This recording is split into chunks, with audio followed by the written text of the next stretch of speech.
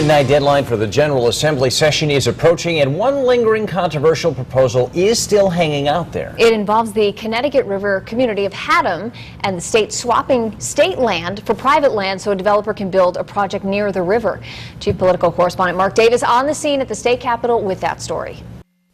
The final day of the legislative session, and most of the major work is done. But this year, a simmering controversy, one that's been simmering for 3 years, may finally come to an end.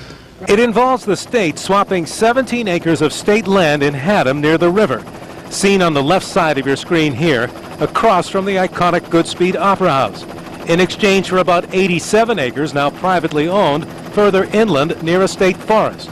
The private owner wants the swap so he can develop the land near the river. We envision a tourist attraction, a tourist destination similar to Mystic, where people will come and hopefully see some sort of entertainment venue, shops, a plaza, a hotel. The controversial land swap moving ahead in the state Senate is contained in a non-controversial conservation land conveyance bill, affecting 7 other pieces of surplus state land around the state. This is land that was purchased, and we're exchanging something of equal value.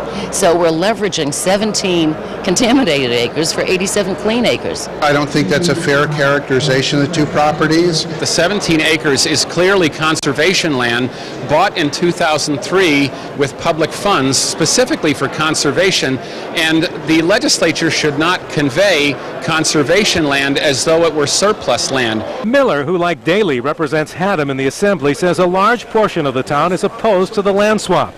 Daley says those who oppose the plan have been misguided by a lot of disinformation about the deal.